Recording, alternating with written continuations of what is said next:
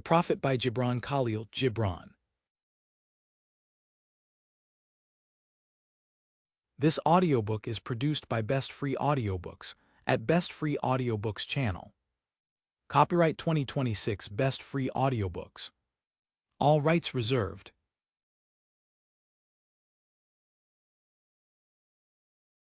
Almustafa, the chosen and the beloved, who was a dawn unto his own day, had waited 12 years in the city of Orphalese for his ship that was to return and bear him back to the isle of his birth.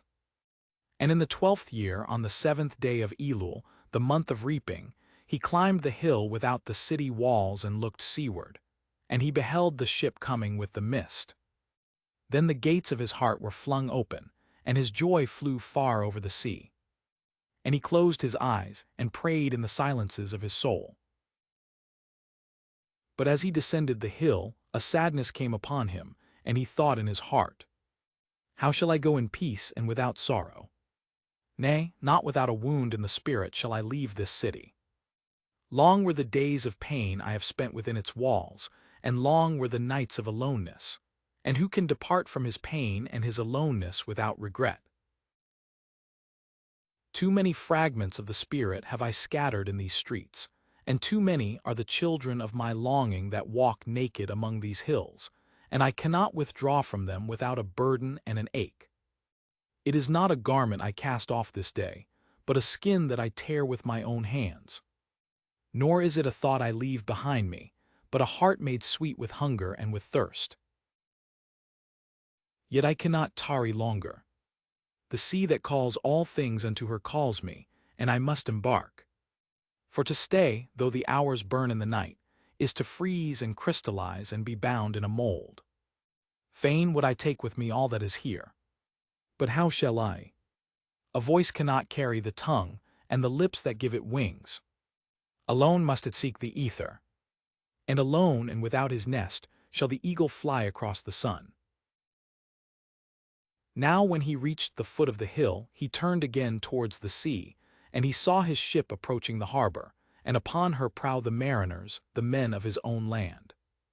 And his soul cried out to them, and he said, "Sons of my ancient mother, you riders of the tides, how often have you sailed in my dreams?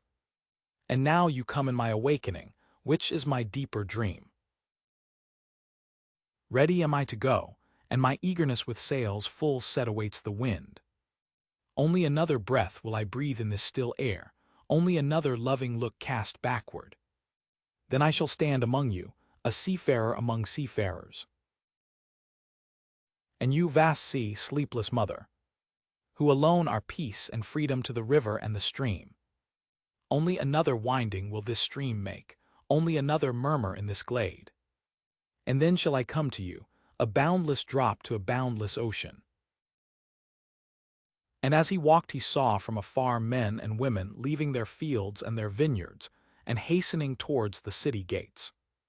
And he heard their voices calling his name, and shouting from the field to field telling one another of the coming of the ship.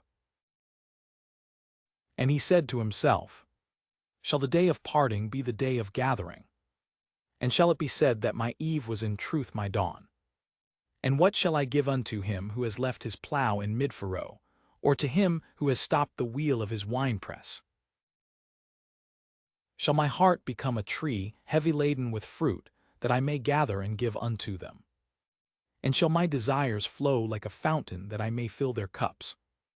Am I a harp that the hand of the mighty may touch me, or a flute that his breath may pass through me? A seeker of silences am I, and what treasure have I found in silences that I may dispense with confidence? If this is my day of harvest, in what fields have I sowed the seed, and in what unremembered seasons? If this indeed be the hour in which I lift up my lantern, it is not my flame that shall burn therein. Empty and dark shall I raise my lantern, and the guardian of the night shall fill it with oil, and he shall light it also."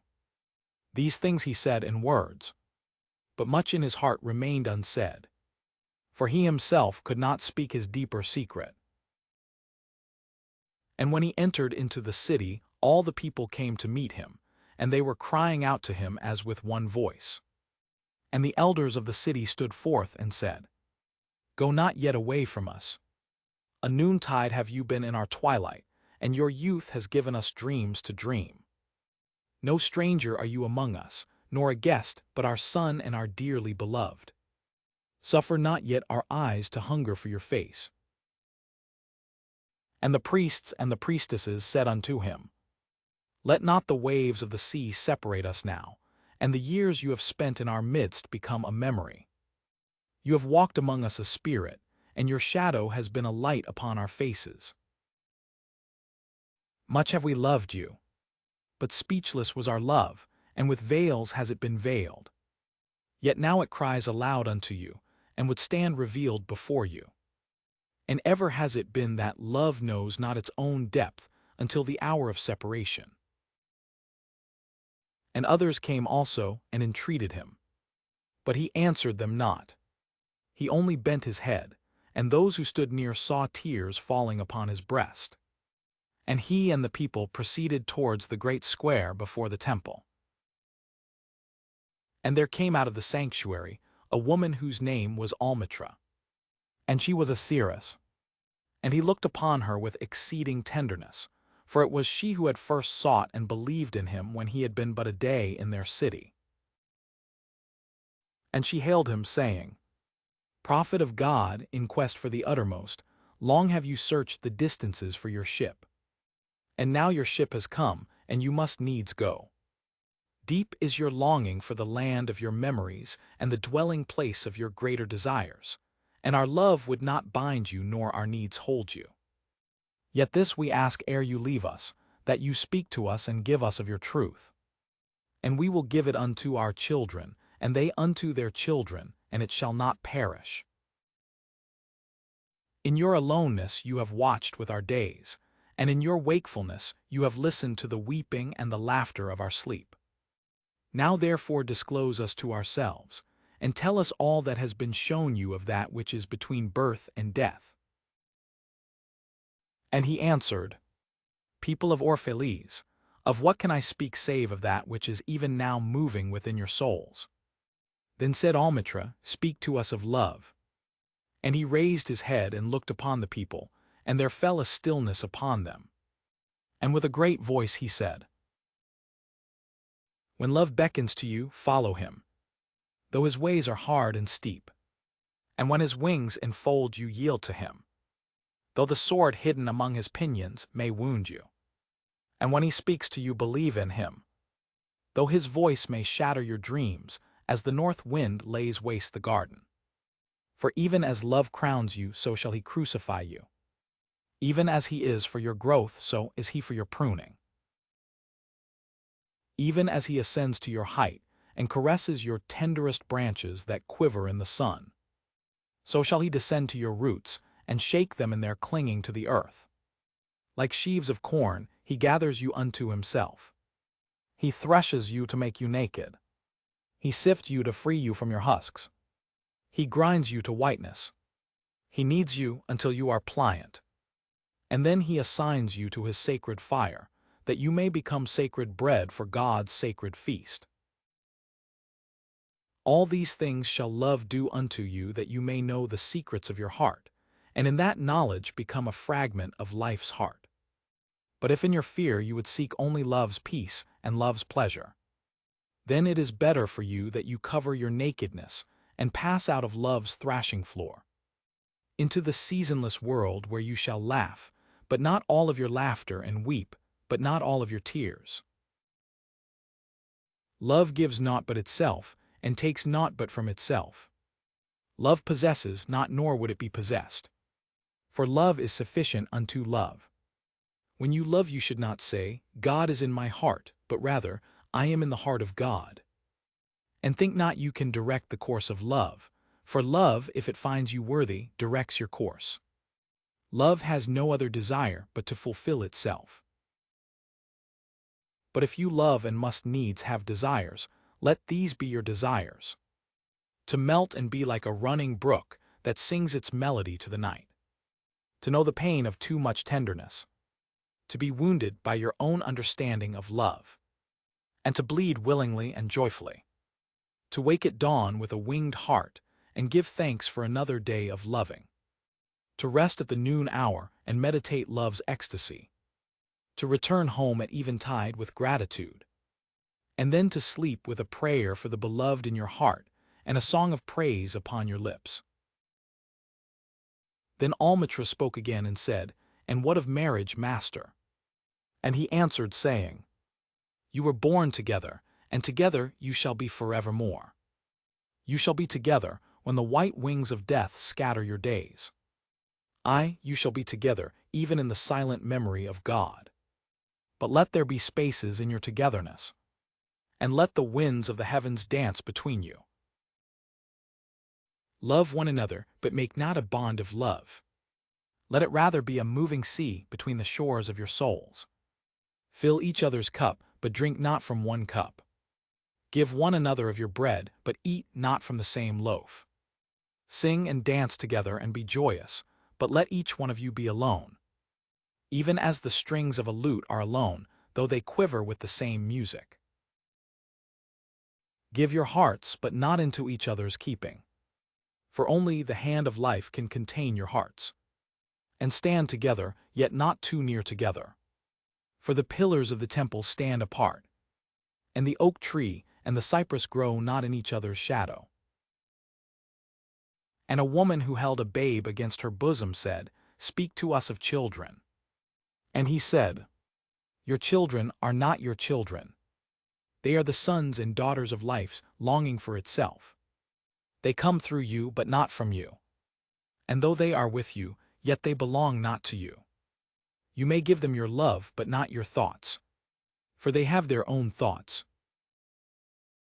You may house their bodies, but not their souls, for their souls dwell in the house of tomorrow, which you cannot visit, not even in your dreams. You may strive to be like them, but seek not to make them like you.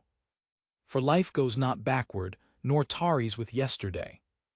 You are the bows from which your children, as living arrows, are sent forth. The archer sees the mark upon the path of the infinite, and he bends you with his might that his arrows may go swift and far. Let your bending in the archer's hand be for gladness. For even as he loves the arrow that flies, so he loves also the bow that is stable." Then said a rich man, "Speak to us of giving." And he answered, "You give but little when you give of your possessions. It is when you give of yourself that you truly give. For what are your possessions but things you keep and guard for fear you may need them tomorrow? And tomorrow, what shall tomorrow bring to the overprudent dog burying bones in the trackless sand, as he follows the pilgrims to the holy city? And what is fear of need but need itself? Is not dread of thirst when your well is full, thirst that is unquenchable? There are those who give little of the much which they have, and they give it for recognition, and their hidden desire makes their gifts unwholesome. And there are those who have little and give it all. These are the believers in life and the bounty of life, and their coffer is never empty. There are those who give with joy, and that joy is their reward. And there are those who give with pain, and that pain is their baptism. And there are those who give and know not pain in giving, nor do they seek joy, nor give with mindfulness of virtue. They give as in yonder valley, the myrtle breathes its fragrance into space. Through the hands of such as these God speaks, and from behind their eyes he smiles upon the earth. It is well to give when asked, but it is better to give unasked, through understanding.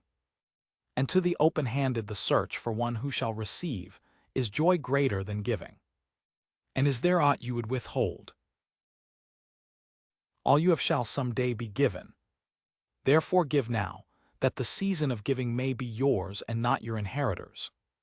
You often say, "I would give, but only to the deserving." The trees in your orchard say not so, nor the flocks in your pasture. They give that they may live, for to withhold is to perish. Surely he who is worthy to receive his days and his nights is worthy of all else from you. And he who has deserved to drink from the ocean of life deserves to fill his cup from your little stream. And what desert greater shall there be than that which lies in the courage and the confidence, nay, the charity of receiving? And who are you that men should rend their bosom and unveil their pride, that you may see their worth naked and their pride unabashed? See first that you yourself deserve to be a giver and an instrument of giving. For in truth it is life that gives unto life, while you, who deem yourself a giver, are but a witness. And you receivers, and you are all receivers, assume no weight of gratitude, lest you lay a yoke upon yourself and upon him who gives. Rather rise together with the giver on his gifts as on wings. For to be over-mindful of your debt is to doubt his generosity who has the free-hearted earth for mother, and God for father. Then an old man, a keeper of an inn, said, Speak to us of eating and drinking. And he said, Would that you could live on the fragrance of the earth, and like an air plant be sustained by the light. But since you must kill to eat, and rob the young of its mother's milk to quench your thirst, let it then be an act of worship. And let your board stand an altar on which the pure and the innocent of forest and plain are sacrificed for that which is purer, and still more innocent in man. When you kill a beast, say to him in your heart, By the same power that slays you I too am slain, and I too shall be consumed. For the law that delivered you into my hand shall deliver me into a mightier hand. Your blood and my blood is naught, but the sap that feeds the tree of heaven.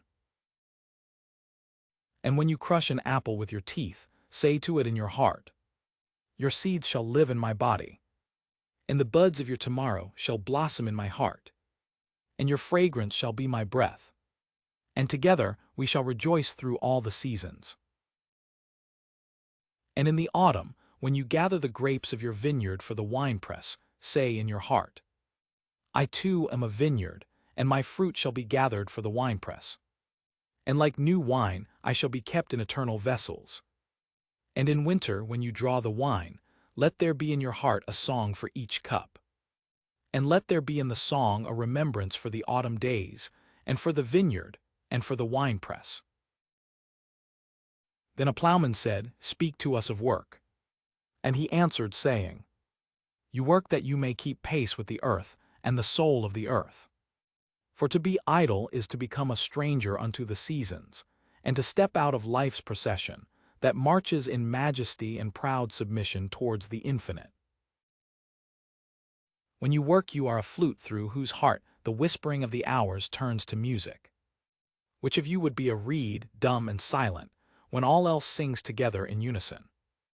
Always you have been told that work is a curse, and labor a misfortune. But I say to you that, when you work you fulfill a part of earth's furthest dream, assigned to you when that dream was born. And in keeping yourself with labor you are in truth loving life. And to love life through labor is to be intimate with life's inmost secret. But if you in your pain call birth an affliction, and the support of the flesh a curse written upon your brow, then I answer that naught but the sweat of your brow shall wash away that which is written. You have been told also life is darkness, and in your weariness you echo what was said by the weary. And I say that life is indeed darkness save when there is urge. And all urge is blind save when there is knowledge. And all knowledge is vain save when there is work. And all work is empty save when there is love. And when you work with love you bind yourself to yourself, and to one another, and to God.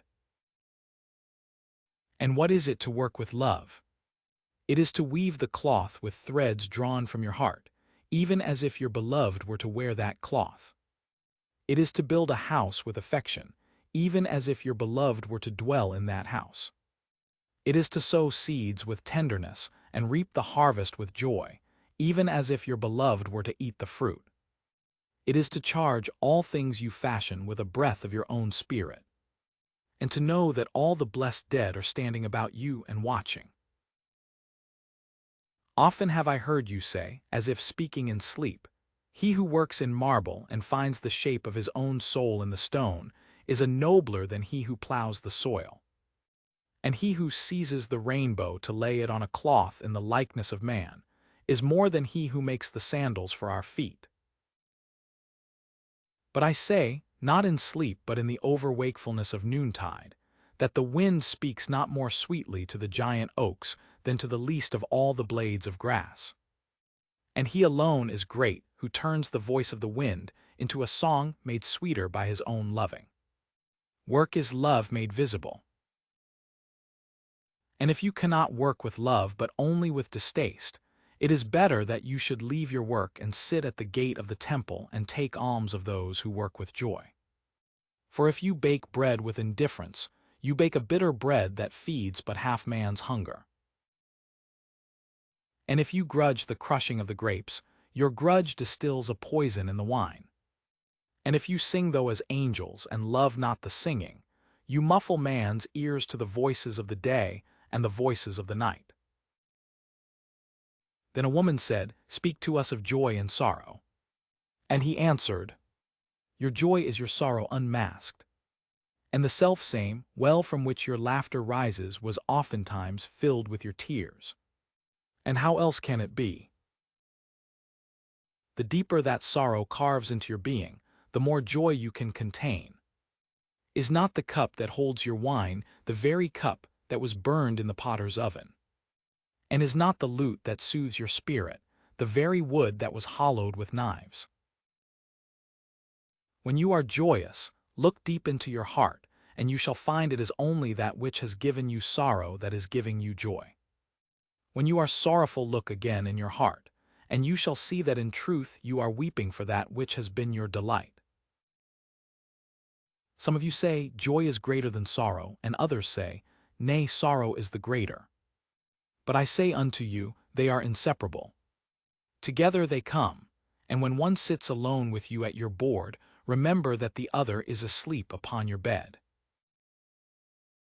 Verily you are suspended like scales between your sorrow and your joy. Only when you are empty are you at standstill and balanced. When the treasure-keeper lifts you to weigh his gold and his silver, needs must your joy or your sorrow rise or fall. Then a mason came forth and said, "Speak to us of houses." And he answered and said, "Build of your imaginings a bower in the wilderness air, you build a house within the city walls. For even as you have homecomings in your twilight, so has the wanderer in you, the ever-distant and alone. Your house is your larger body. It grows in the sun and sleeps in the stillness of the night, and it is not dreamless. Does not your house dream? And dreaming, leave the city for grove or hilltop.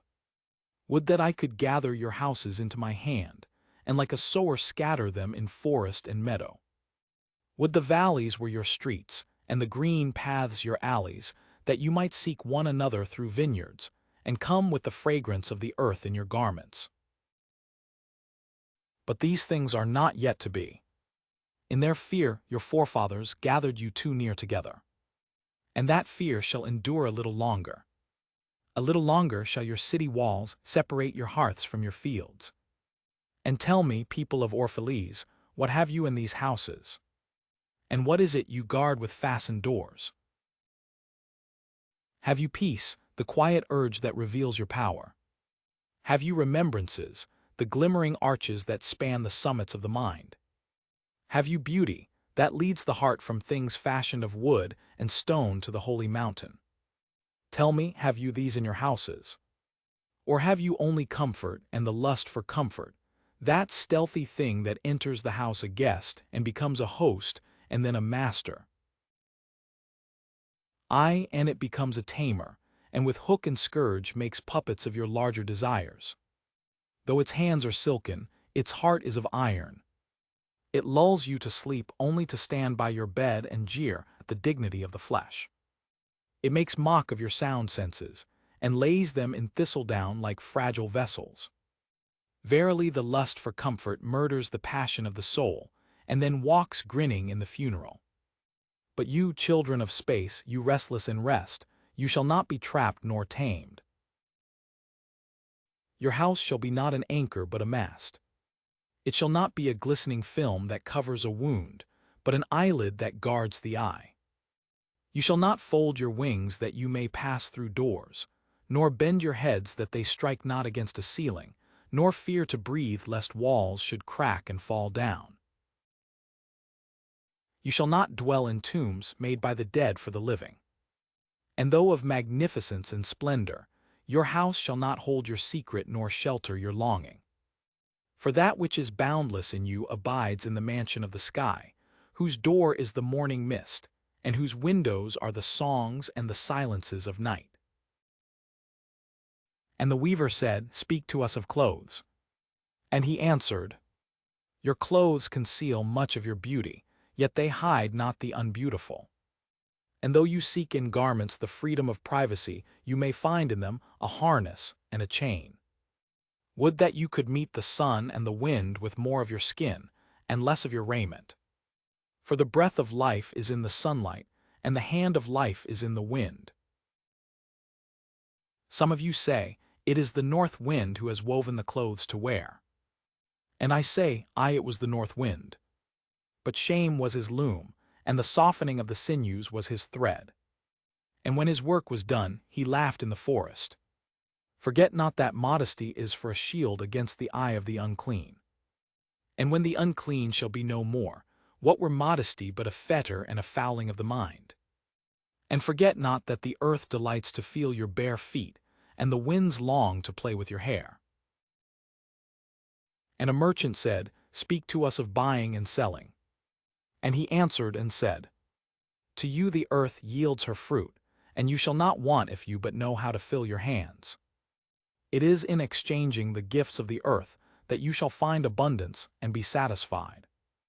Yet unless the exchange be in love and kindly justice, it will but lead some to greed and others to hunger.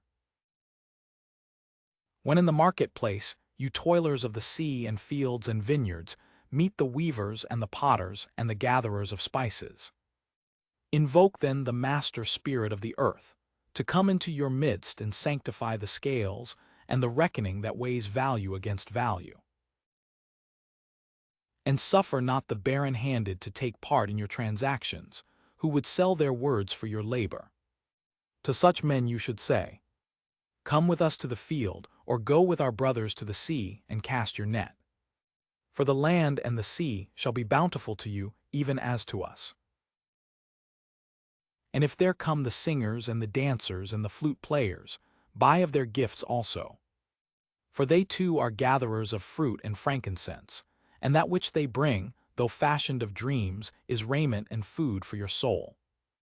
And before you leave the marketplace, see that no one has gone his way with empty hands. For the master spirit of the earth shall not sleep peacefully upon the wind, till the needs of the least of you are satisfied. Then one of the judges of the city stood forth and said, Speak to us of crime and punishment. And he answered, saying, It is when your spirit goes wandering upon the wind, that you, alone and unguarded, commit a wrong unto others and therefore unto yourself. And for that wrong committed must you knock, and wait a while unheeded at the gate of the blessed. Like the ocean is your God self. It remains forever undefiled. And like the ether it lifts but the winged. Even like the sun is your God self. It knows not the ways of the mole, nor seeks it the holes of the serpent. But your God self does not dwell alone in your being. Much in you is still man, and much in you is not yet man. But a shapeless pygmy that walks asleep in the mist searching for its own awakening. And of the man in you would I now speak. For it is he and not your God self nor the pygmy in the mist, that knows crime and the punishment of crime. Oftentimes have I heard you speak of one who commits a wrong as though he were not one of you, but a stranger unto you and an intruder upon your world. But I say that even as the holy and the righteous cannot rise beyond the highest which is in each one of you, so the wicked and the weak cannot fall lower than the lowest which is in you also. And as a single leaf turns not yellow, but with the silent knowledge of the whole tree, so the wrongdoer cannot do wrong without the hidden will of you all. Like a procession, you walk together towards your God self. You are the way and the wayfarers.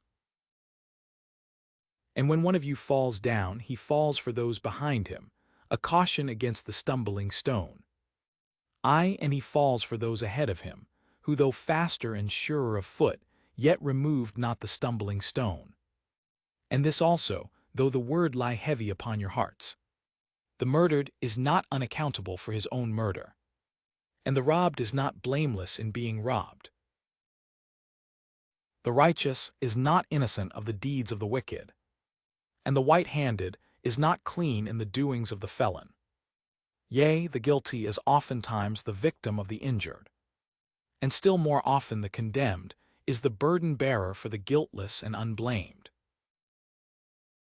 You cannot separate the just from the unjust and the good from the wicked, for they stand together before the face of the sun, even as the black thread and the white are woven together. And when the black thread breaks, the weaver shall look into the whole cloth, and he shall examine the loom also. If any of you would bring to judgment the unfaithful wife, let him also weigh the heart of her husband in scales, and measure his soul with measurements. And let him who would lash the offender look unto the spirit of the offended. And if any of you would punish in the name of righteousness and lay the axe unto the evil tree, let him see to its roots. And verily he will find the roots of the good and the bad, the fruitful and the fruitless, all entwined together in the silent heart of the earth. And you judges who would be just, what judgment pronounce you upon him, who though honest in the flesh yet is a thief in spirit? What penalty lay you upon him, who slays in the flesh yet is himself slain in the spirit? And how prosecute you him, who in action is a deceiver and an oppressor, yet who also is aggrieved and outraged? And how shall you punish those whose remorse is already greater than their misdeeds? Is not remorse the justice which is administered by that very law which you would fain serve? Yet you cannot lay remorse upon the innocent, nor lift it from the heart of the guilty. Unbidden shall it call in the night, that men may wake and gaze upon themselves. And you who would understand justice, how shall you unless you look upon all deeds in the fullness of light? Only then shall you know that the erect and the fallen are but one man standing in twilight between the night of his pygmy self and the day of his God self, and that the cornerstone of the temple is not higher than the lowest stone in its foundation. Then a lawyer said, "But what of our laws, master?" And he answered, "You delight in laying down laws, yet you delight more in breaking them. Like children playing by the ocean who build sand towers with constancy, and then destroy them with laughter. But while you build your sand towers, the ocean brings more sand to the shore. And when you destroy them, the ocean laughs with you. Verily the ocean laughs always with the innocent. But what of those to whom life is not an ocean, and man-made laws are not sand towers? But to whom life is a rock, and the law a chisel with which they would carve it in their own likeness? What of the cripple who hates dancers? What of the ox who loves his yoke, and deems the elk and deer of the forest stray and vagrant things? What of the old serpent who cannot shed his skin, and calls all others naked and shameless?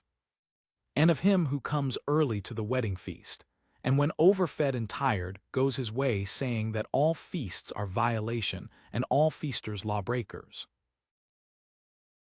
What shall I say of these save that they too stand in the sunlight, but with their backs to the sun? They see only their shadows, and their shadows are their laws. And what is the sun to them but a caster of shadows? And what is it to acknowledge the laws but to stoop down and trace their shadows upon the earth? But you who walk facing the sun, what images drawn on the earth can hold you? You who travel with the wind, what weather vane shall direct your course? What man's law shall bind you if you break your yoke, but upon no man's prison door? What laws shall you fear if you dance, but stumble against no man's iron chains? And who is he that shall bring you to judgment if you tear off your garment, yet leave it in no man's path? People of Orphalese, you can muffle the drum, and you can loosen the strings of the lyre, but who shall command the skylark not to sing? And an orator said, Speak to us of freedom. And he answered, At the city gate and by your fireside I have seen you prostrate yourself and worship your own freedom.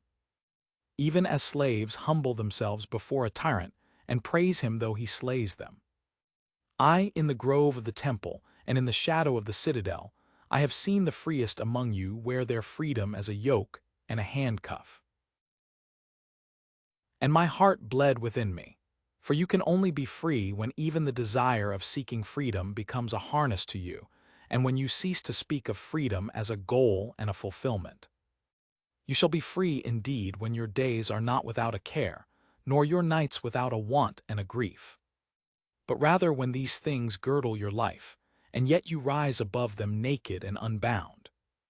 And how shall you rise beyond your days and nights, unless you break the chains which you at the dawn of your understanding have fastened around your noon hour? In truth, that which you call freedom is the strongest of these chains, though its links glitter in the sun and dazzle the eyes. And what is it but fragments of your own self you would discard that you may become free? If it is an unjust law you would abolish, that law was written with your own hand upon your own forehead. You cannot erase it by burning your law books nor by washing the foreheads of your judges, though you pour the sea upon them. And if it is a despot you would dethrone, see first that his throne erected within you is destroyed. For how can a tyrant rule the free and the proud, but for a tyranny in their own freedom and a shame in their own pride? And if it is a care you would cast off, that care has been chosen by you rather than imposed upon you.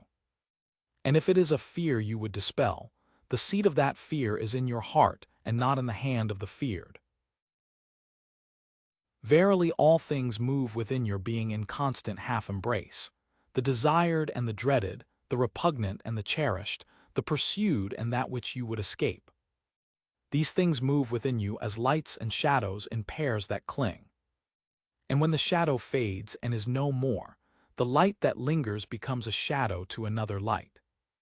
And thus your freedom, when it loses its fetters, becomes itself the fetter of a greater freedom.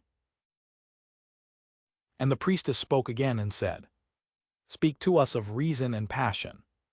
And he answered, saying, Your soul is oftentimes a battlefield, upon which your reason and your judgment wage war against your passion and your appetite.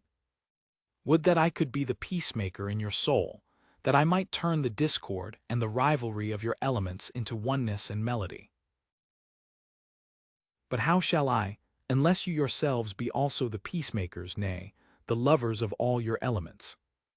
Your reason and your passion are the rudder and the sails of your seafaring soul. If either your sails or your rudder be broken, you can but toss and drift, or else be held at a standstill in mid-seas. For reason, ruling alone, is a force confining, and passion, unattended, is a flame that burns to its own destruction.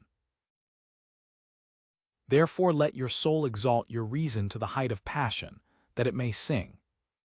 And let it direct your passion with reason, that your passion may live through its own daily resurrection, and like the phoenix rise above its own ashes. I would have you consider your judgment, and your appetite even as you would two loved guests in your house. Surely you would not honor one guest above the other, for he who is more mindful of one loses the love and the faith of both. Among the hills, when you sit in the cool shade of the white poplars, sharing the peace and serenity of distant fields and meadows, then let your heart say in silence, God rests in reason. And when the storm comes and the mighty wind shakes the forest, and thunder and lightning proclaim the majesty of the sky, then let your heart say in awe, God moves in passion. And since you are a breath in God's sphere, and a leaf in God's forest, you too should rest in reason and move in passion. And a woman spoke, saying, Tell us of pain. And he said, Your pain is the breaking of the shell that encloses your understanding. Even as the stone of the fruit must break, that its heart may stand in the sun, so must you know pain. And could you keep your heart in wonder at the daily miracles of your life, your pain would not seem less wondrous than your joy. And you would accept the seasons of your heart, even as you have always accepted the seasons that pass over your fields. And you would watch with serenity through the winters of your grief. Much of your pain is self-chosen. It is the bitter potion by which the physician within you heals your sick self. Therefore trust the physician, and drink his remedy in silence and tranquility. For his hand, though heavy and hard, is guided by the tender hand of the unseen. And the cup he brings, though it burn your lips, has been fashioned of the clay which the potter has moistened with his own sacred tears. And a man said, Speak to us of self-knowledge. And he answered, saying, Your hearts know in silence the secrets of the days and the nights. But your ears thirst for the sound of your heart's knowledge. You would know in words that which you have always known in thought. You would touch with your fingers the naked body of your dreams. And it is well you should. The hidden wellspring of your soul must needs rise and run murmuring to the sea. And the treasure of your infinite depths would be revealed to your eyes. But let there be no scales to weigh your unknown treasure.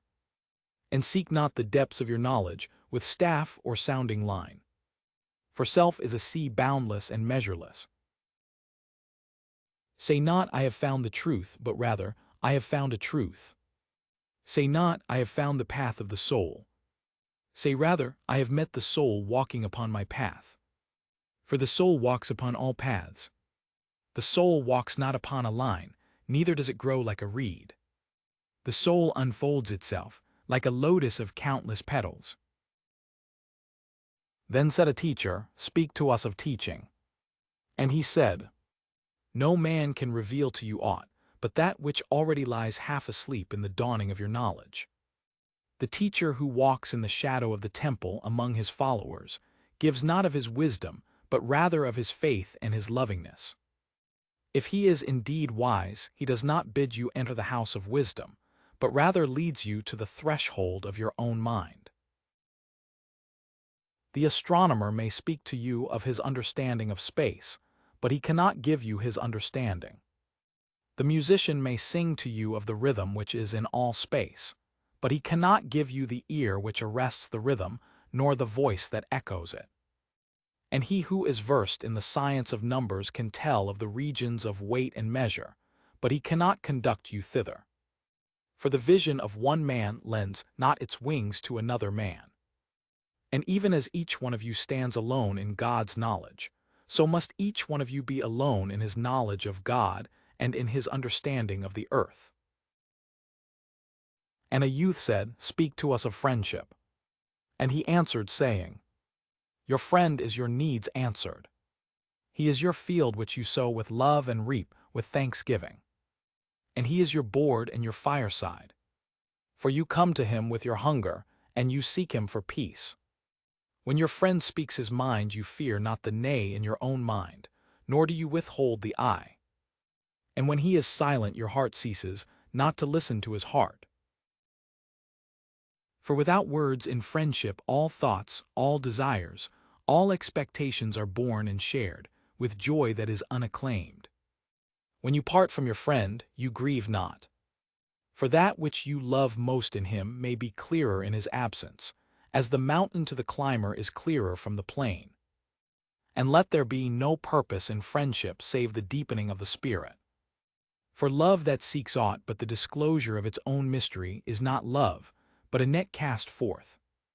And only the unprofitable is caught. And let your best be for your friend. If he must know the ebb of your tide, let him know its flood also.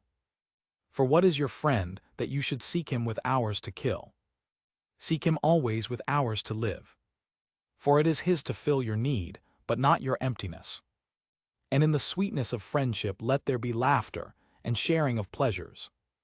For in the dew of little things the heart finds its morning and is refreshed. And then a scholar said, Speak of talking. And he answered, saying, You talk when you cease to be at peace with your thoughts. And when you can no longer dwell in the solitude of your heart, you live in your lips, and sound is a diversion and a pastime. And in much of your talking, thinking is half murdered. For thought is a bird of space, that in a cage of words many indeed unfold its wings but cannot fly. There are those among you who seek the talkative through fear of being alone. The silence of aloneness reveals to their eyes their naked selves, and they would escape. And there are those who talk, and without knowledge or forethought reveal a truth which they themselves do not understand. And there are those who have the truth within them, but they tell it not in words. In the bosom of such as these, the spirit dwells in rhythmic silence. When you meet your friend on the roadside or in the marketplace, let the spirit in you move your lips and direct your tongue. Let the voice within your voice speak to the ear of his ear. For his soul will keep the truth of your heart, as the taste of the wine is remembered, when the color is forgotten and the vessel is no more. And an astronomer said, "Master, what of time?" And he answered, "You would measure time, the measureless and the immeasurable. You would adjust your conduct, and even direct the course of your spirit according to hours and seasons. Of time you would make a stream upon whose bank you would sit and watch its flowing. Yet the timeless in you is aware of life's timelessness, and knows that yesterday is but today's memory and tomorrow is today's dream, and that that which sings and contemplates in you is still dwelling within the bounds of that first moment, which scattered the stars into space. Who among you does not feel that his power to love is boundless? And yet who does not feel that very love, though boundless, encompassed within the center of his being, and moving not from love thought to love thought, nor from love deeds to other love deeds? And is not time even as love is, undivided and paceless? But if in your thought you must measure time into seasons, let each season encircle all the other seasons. And let today embrace the past with remembrance and the future with longing. And one of the elders of the city said, "Speak to us of good and evil." And he answered, "Of the good in you I can speak, but not of the evil.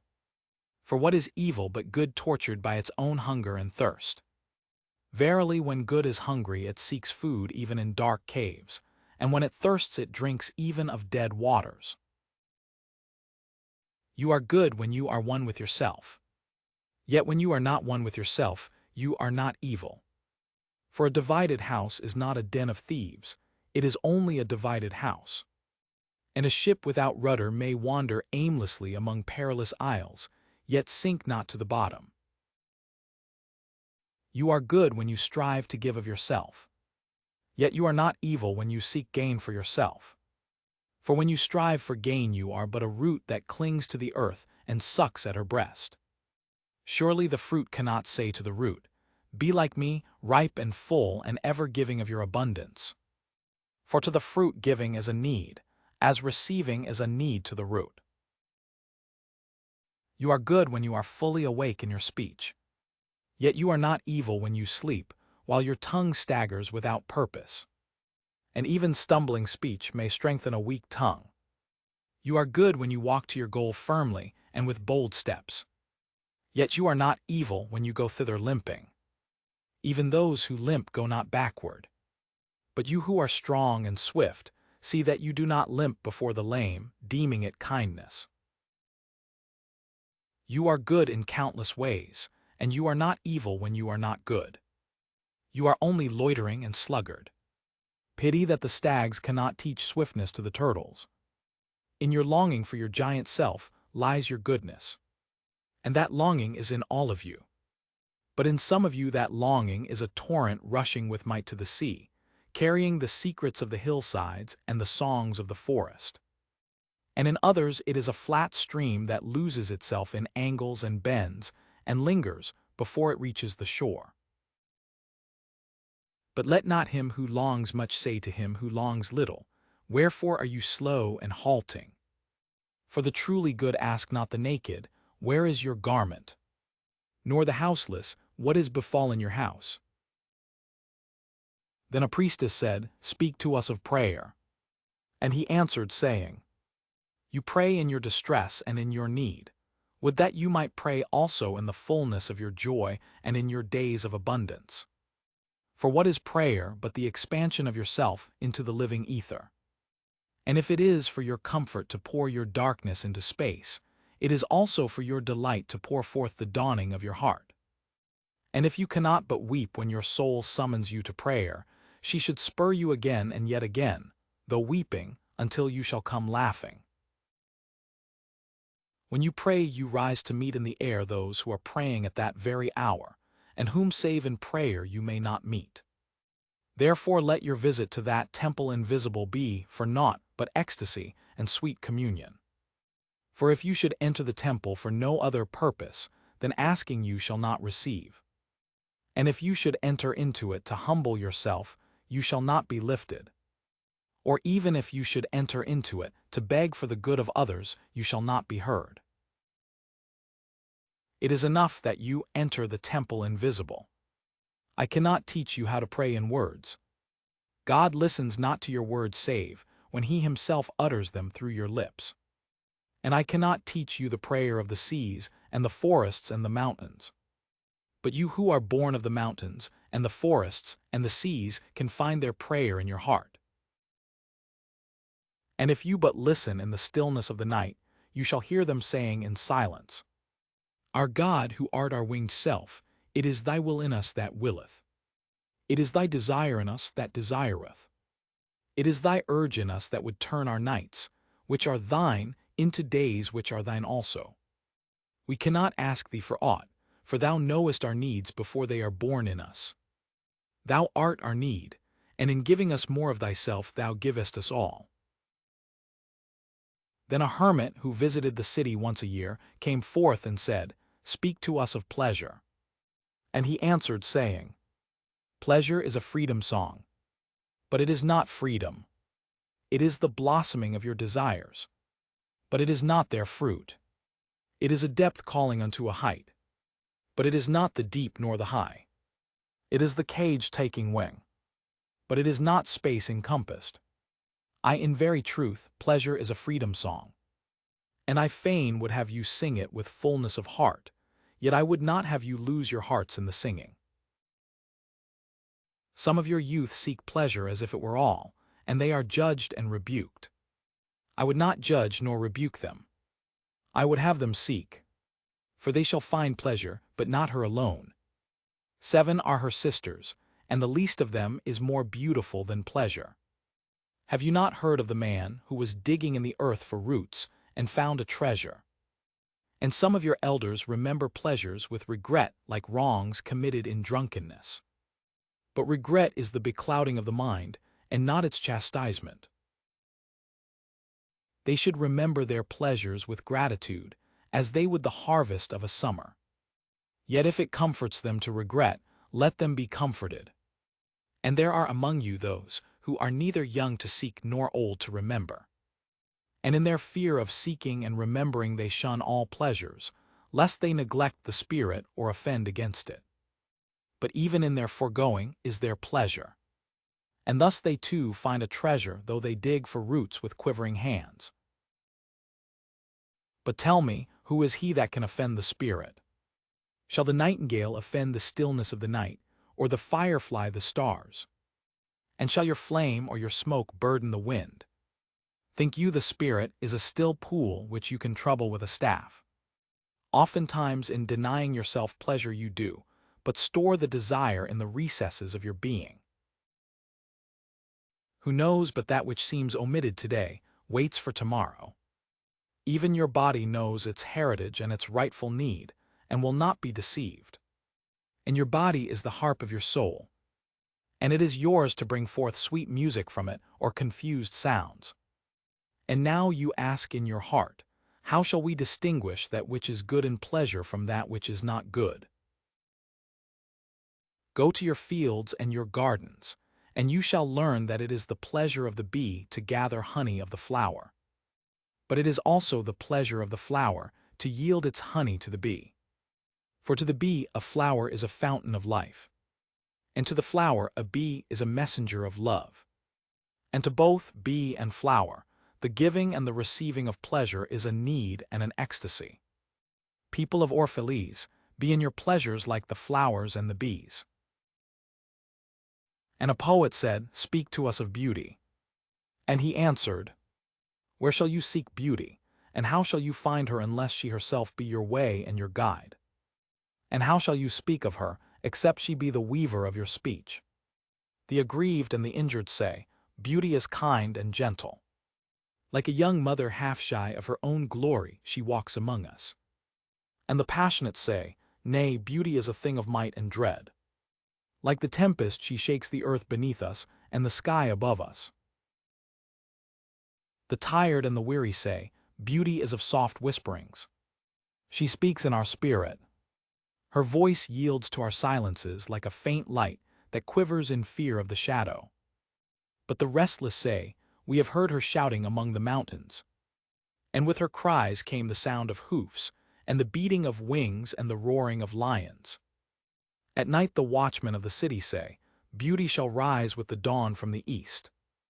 And at noontide the toilers and the wayfarers say, We have seen her leaning over the earth from the windows of the sunset.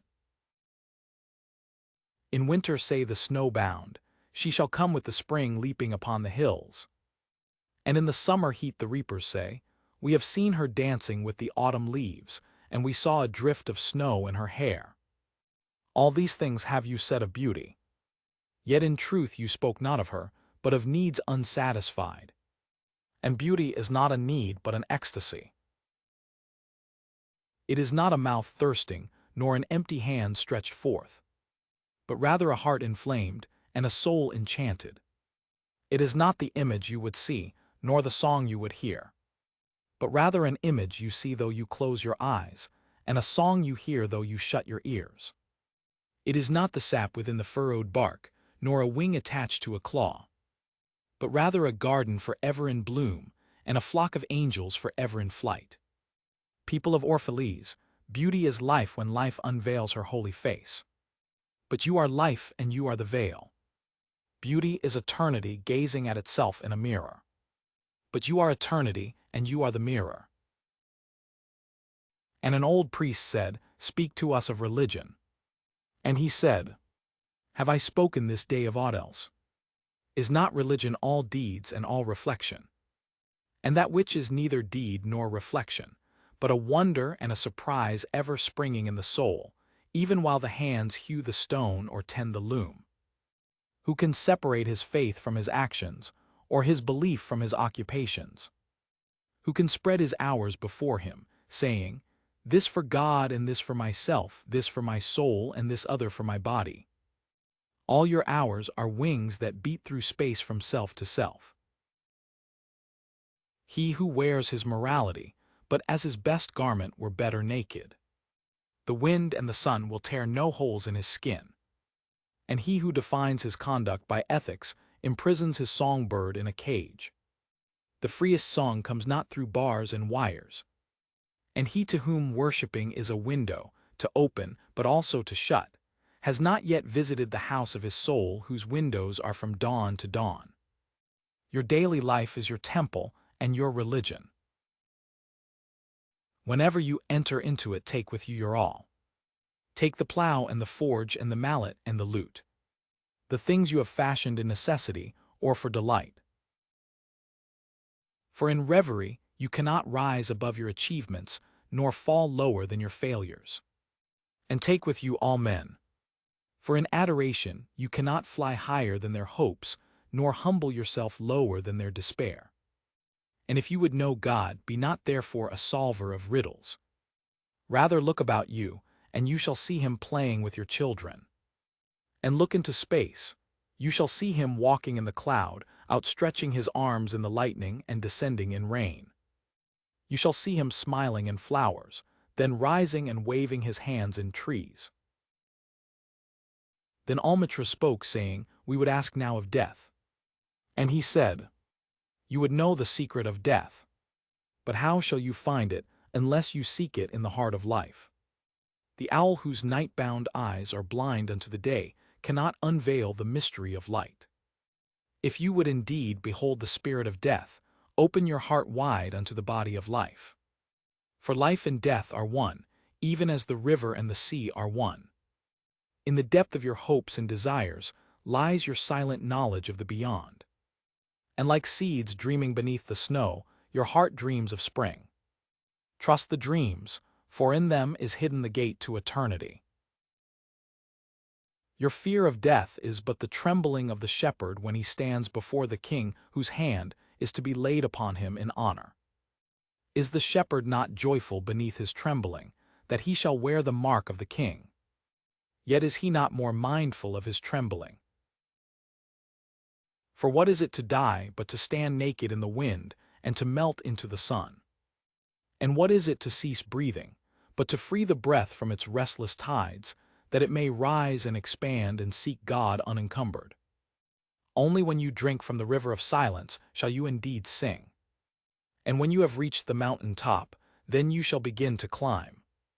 And when the earth shall claim your limbs, then shall you truly dance.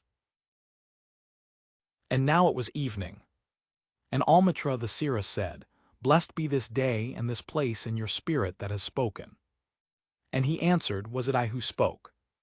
Was I not also a listener? Then he descended the steps of the temple, and all the people followed him. And he reached his ship and stood upon the deck. And facing the people again, he raised his voice and said, People of Orphalese, the wind bids me leave you. Less hasty am I than the wind, yet I must go. We wanderers, ever seeking the lonelier way, begin no day where we have ended another day, and no sunrise finds us where sunset left us. Even while the earth sleeps we travel. We are the seeds of the tenacious plant, and it is in our ripeness and our fullness of heart that we are given to the wind and are scattered. Brief were my days among you, and briefer still the words I have spoken. But should my voice fade in your ears, and my love vanish in your memory, then I will come again. And with a richer heart, and lips more yielding to the Spirit will I speak. Yea, I shall return with the tide. And though death may hide me, and the greater silence enfold me, yet again will I seek your understanding. And not in vain will I seek. If aught I have said is truth, that truth shall reveal itself in a clearer voice, and in words more kin to your thoughts. I go with the wind, people of Orphalese, but not down into emptiness. And if this day is not a fulfillment of your needs and my love, then let it be a promise till another day. Man's needs change, but not his love, nor his desire that his love should satisfy his needs. Know therefore that from the greater silence I shall return. The mist that drifts away at dawn, leaving but dew in the fields, shall rise and gather into a cloud and then fall down in rain. And not unlike the mist have I been. In the stillness of the night I have walked in your streets, and my spirit has entered your houses. And your heartbeats were in my heart, and your breath was upon my face, and I knew you all. I knew your joy and your pain, and in your sleep your dreams were my dreams. And oftentimes I was among you, a lake among the mountains. I mirrored the summits in you, and the bending slopes, and even the passing flocks of your thoughts and your desires. And to my silence came the laughter of your children in streams, and the longing of your youths in rivers. And when they reached my depth the streams, and the rivers ceased not yet to sing. But sweeter still than laughter and greater than longing came to me. It was boundless in you, the vast man in whom you are all but cells and sinews. He in whose chant all your singing is but a soundless throbbing. It is in the vast man that you are vast, and in beholding him that I beheld you and loved you. For what distances can love reach that are not in that vast sphere? What visions, what expectations, and what presumptions can outsoar that flight? Like a giant oak tree covered with apple blossoms is the vast man in you. His mind binds you to the earth, his fragrance lifts you into space, and in his durability you are deathless. You have been told that, even like a chain, you are as weak as your weakest link. This is but half the truth. You are also as strong as your strongest link. To measure you by your smallest deed is to reckon the power of ocean by the frailty of its foam. To judge you by your failures is to cast blame upon the seasons for their inconsistency. You are like an ocean, and though heavy-grounded ships await the tide upon your shores, yet, even like an ocean, you cannot hasten your tides. And like the seasons you are also. And though in your winter you deny your spring, yet spring, reposing within you, smiles in her drowsiness and is not offended. Think not I say these things in order that you may say the one to the other, he praised us well. He saw but the good in us. I only speak to you in words of that which you yourselves know in thought. And what is word knowledge but a shadow of wordless knowledge? Your thoughts and my words are waves from a sealed memory that keeps records of our yesterdays, and of the ancient days when the earth knew not us nor herself, and of nights when earth was upwrought with confusion. Wise men have come to you to give you of their wisdom. I came to take of your wisdom, and behold, I have found that which is greater than wisdom. It is a flame spirit in you, ever gathering more of itself, while you, heedless of its expansion, bewail the withering of your days. It is life in quest of life, in bodies that fear the grave. There are no graves here. These mountains and plains are a cradle and a stepping stone. Whenever you pass by the field where you have laid your ancestors, look well thereupon, and you shall see yourselves and your children dancing hand in hand. Verily you often make merry without knowing. Others have come to you to whom for golden promises made unto your faith you have given but riches and power and glory. Less than a promise have I given, and yet more generous have you been to me. You have given me deeper thirsting after life.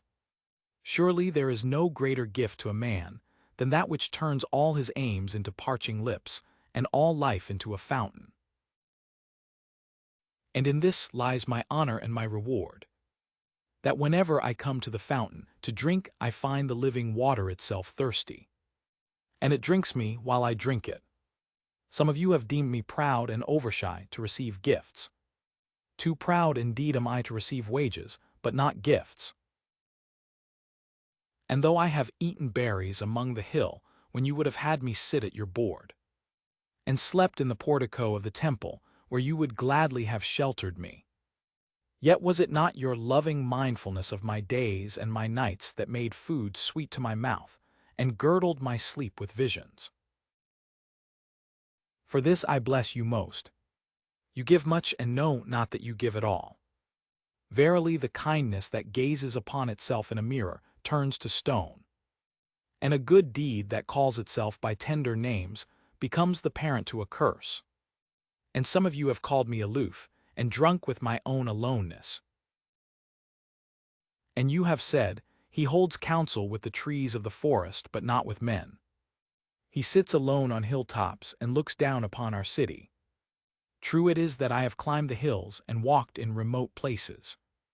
How could I have seen you save from a great height or a great distance? How can one be indeed near unless he be far? And others among you called unto me, not in words, and they said, Stranger, stranger, lover of unreachable heights, why dwell you among the summits where eagles build their nests? Why seek you the unattainable? What storms would you trap in your net? And what vaporous birds do you hunt in the sky? Come and be one of us. Descend and appease your hunger with our bread, and quench your thirst with our wine. In the solitude of their souls they said these things. But were their solitude deeper, they would have known that I sought but the secret of your joy and your pain. And I hunted only your larger selves that walked the sky. But the hunter was also the hunted. For many of my arrows left my bow only to seek my own breast. And the flyer was also the creeper. For when my wings were spread in the sun, their shadow upon the earth was a turtle. And I the believer was also the doubter. For often have I put my finger in my own wound that I might have the greater belief in you, and the greater knowledge of you. And it is with this belief and this knowledge that I say, you are not enclosed within your bodies, nor confined to houses or fields. That which is you dwells above the mountain, and roves with the wind. It is not a thing that crawls into the sun for warmth or digs holes into darkness for safety, but a thing free, a spirit that envelops the earth and moves in the ether. If this be vague words, then seek not to clear them. Vague and nebulous is the beginning of all things, but not their end. And I fain would have you remember me as a beginning. Life and all that lives is conceived in the mist and not in the crystal. And who knows but a crystal is mist in decay? This would I have you remember in remembering me. That which seems most feeble and bewildered in you is the strongest and most determined. Is it not your breath that has erected and hardened the structure of your bones? And is it not a dream which none of you remember having dreamt, that builded your city and fashioned all there is in it? Could you but see the tides of that breath, you would cease to see all else. And if you could hear the whispering of the dream, you would hear no other sound. But you do not see, nor do you hear, and it is well. The veil that clouds your eyes shall be lifted by the hands that wove it, and the clay that fills your ears shall be pierced by those fingers that kneaded it. And you shall see, and you shall hear, yet you shall not deplore having known blindness, nor regret having been deaf. For in that day you shall know the hidden purposes in all things, and you shall bless darkness as you would bless light. After saying these things he looked about him, and he saw the pilot of his ship standing by the helm and gazing now at the full sails and now at the distance. And he said, Patient over patient is the captain of my ship. The wind blows and restless are the sails. Even the rudder begs direction. Yet quietly my captain awaits my silence. And these my mariners who have heard the choir of the greater sea, they too have heard me patiently. Now they shall wait no longer. I am ready. The stream has reached the sea, and once more the great mother holds her son against her breast. Fare you well, people of Orphalese. This day has ended. It is closing upon us, even as the water lily upon its own tomorrow. What was given us here we shall keep. And if it suffices not, then again must we come together and together stretch our hands unto the giver. Forget not that I shall come back to you. A little while, and my longing shall gather dust and foam for another body. A little while, a moment of rest upon the wind, and another woman shall bear me. Farewell to you, and the youth I have spent with you. It was but yesterday we met in a dream. You have sung to me in my aloneness, and I of your longings have built a tower in the sky. But now our sleep has fled and our dream is over, and it is no longer dawn.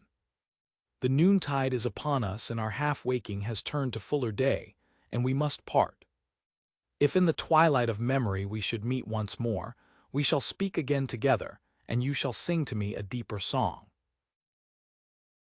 And if our hands should meet in another dream, we shall build another tower in the sky. So saying, he made a signal to the seamen, and straightway they weighed anchor and cast the ship loose from its moorings, and they moved eastward. And a cry came from the people as from a single heart, and it rose into the dusk and was carried out over the sea like a great trumpeting. Only Almustafa was silent, gazing after the ship until it had vanished into the mist.